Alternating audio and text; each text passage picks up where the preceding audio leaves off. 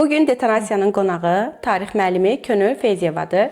Xoş gəlmisiniz Könül müəllimə. Xoş gördük Səlxa xanım. Könül müəllimə, özünüz haqqında bizə məlumat verə bilərsinizmi? Tarix müəllimi kimi 9 illik iş təcrübəm var. Həmçinin repetitor kimi yüzlərlə abituriyentin universitetə daxil olmasında payım var. Digər tarix müəllimlərindən sizi fərqləndirən cəhət hansıdır? Tarix fənnində ən böyük problemlərdən biri keçirilən mövzuların tez unudulmasıdır.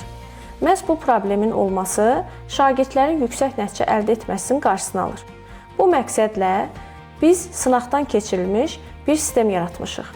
Mən tək yox, köməkçi müəllimlə birlikdə komanda şəklində işləyirik. Maraqlıdır. Bəs bu iki müəllim sistemdə iş bölgüsünü necə aparır? İş bölgümüz çox dəqiqdir.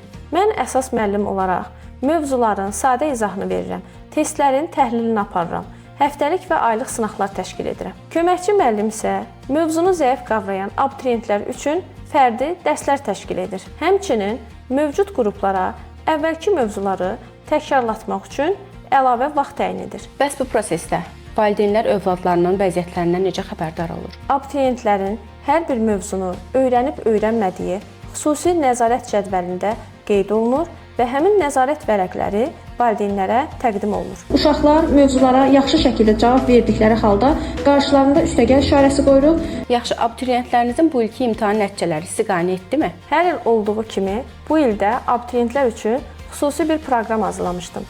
Hər il imtahana düşən mövzuları xüsusilə oxutdurmuşdum.